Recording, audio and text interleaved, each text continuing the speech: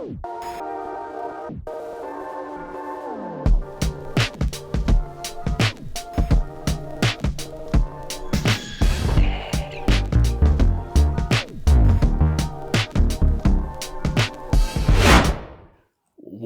to Mycelia, where we're going out growing mushrooms. We'll be fruiting these mushrooms, and the way we're going to do that is by putting our spores out across all these different coloured fields using the power of the wind. Now, these different mushrooms, when they spore twice, they're going to decay and die, and then we're going to get a special ability when that happens.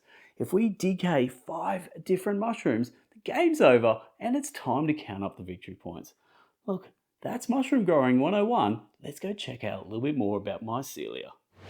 Point in time when designer JJ Neville said to himself, look, there's something missing in the board game market right now, and that is truly mushrooms. Now sure, at the time there was games like Funky Fungi, there was games like Mushroom Mania, a bunch of fun guys, all of these mushroom classics that we know and love. But JJ said no, people aren't taking mushrooms seriously enough, and decided to design Mycelia. Now, none of that's probably true, but if it was, a hell of a good guess. So there we go, potential background of how Mycelia existed. For now, what is the core mechanics of Mycelia? Well, it's an area control game with a tableau building aspect, and that area control is going to be in the form of these little cubes. These are going to be our spores. We're going to be spreading out our spores using wind across different coloured triangles. Now these fields are all going to have different icons on there, and let's understand how this wind spreads first. So there's 3 different icons on each one of these triangles, and we're going to be rolling our die, and this die has matching symbols. So whatever one it rolls, it's going to tell us which direction our spores are spreading. So that's understanding how the wind works. Now why are we actually trying to spread our spores? Well, we want our spores on different color triangles, and we want them connected together to be able to utilize them to be able to fruit our mushrooms. So we need those spores on those particular colors. If we have them and they're connected, excellent. We can then fruit this mushroom. Now, when I talk about connectivity, what do I mean by that? Well, it needs to be all connected, plus we need to be attached to our mother mushroom or one of our fruited mushrooms. Now, the problem is, our opponents can cut off that connectivity by bringing out their mother mushroom and cutting off that big group. But anyway, that's the basics. We have it connected over multiple colors. We're going to utilize them to fruit mushroom cards. Okay, excellent. Now you understand the basics of the game. Now, on our turn, we're going to have 2 actions per turn, and they've just got to be different actions, but certain cards will allow you to maybe do the same action twice. Okay.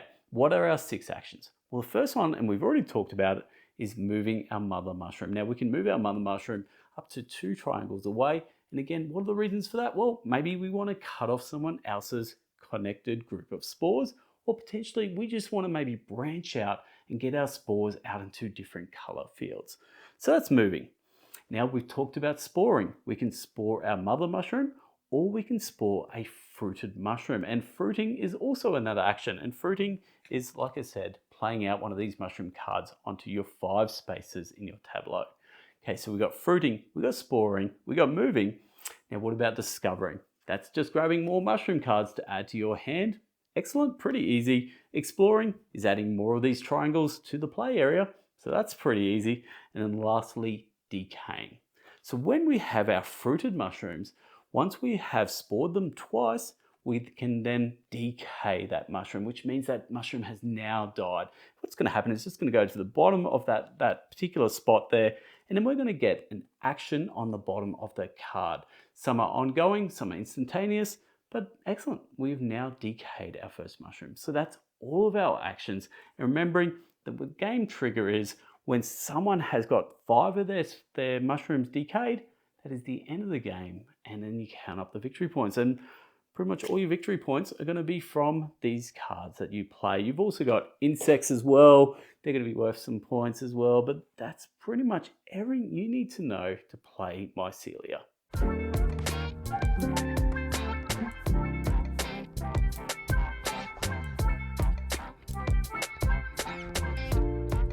Now, I really enjoyed Mycelia. It felt unique.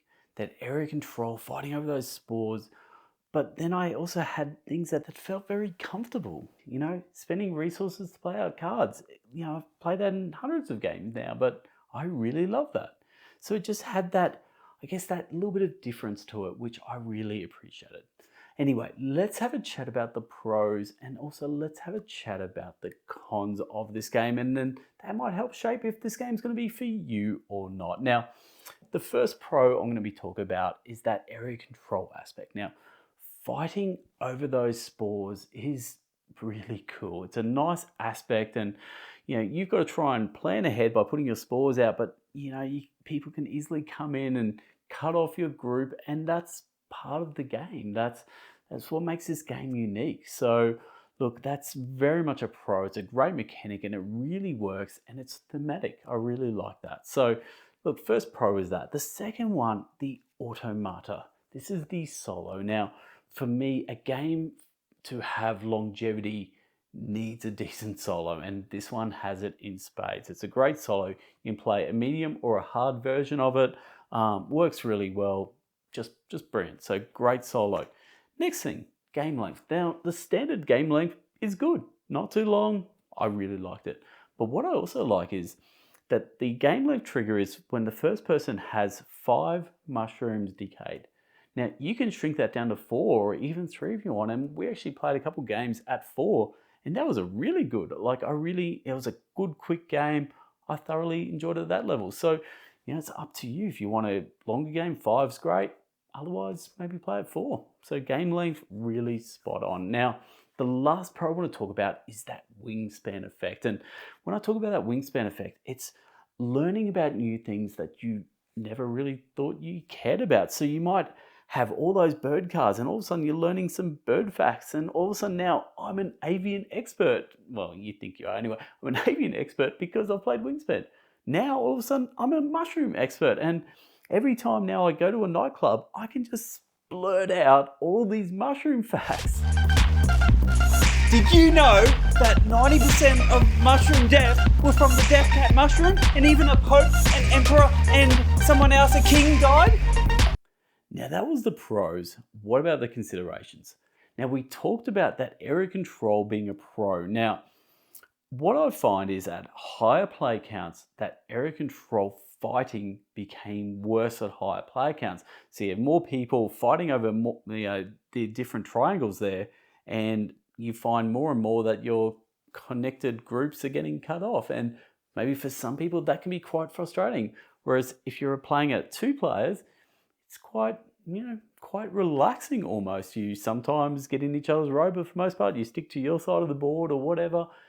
It's a lot more relaxing. So yeah, higher play count, more stressful in that area control aspect. So that's just a consideration. And the last one I wanted to talk about was the lack of luck mitigation just in that wind dice roll. Now, it doesn't seem like much, but the problem is you getting your spores going out the right direction is a game changer, because you've got that particular mushroom you want to get out, and maybe you don't have any green, and you really need that dice roll to go that one direction so you can try and get some green spores.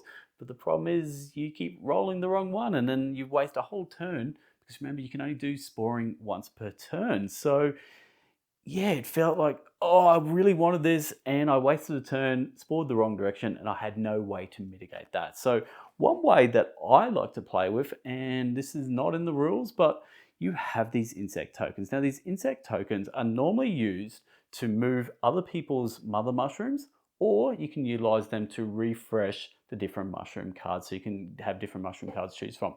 But I like to spend one of these insect tokens to give you another dice roll. So potentially you rolled it, it was a bad dice roll, maybe spend an insect token and do that. Anyway, that's just a little hoax hack there.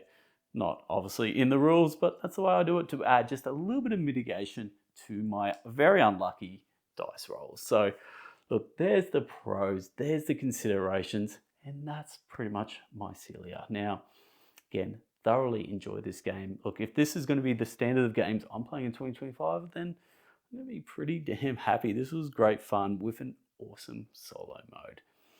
Anyway, look, I'd love to see a comment below telling me, what is their favorite mushroom game. Probably I'll find some other comment, but anyway, I would love to see your comments. Anyway, that is all I have. Anyway, I'm Hogs. This is the Bangers Project. This is Mycelia. Till next time, laters.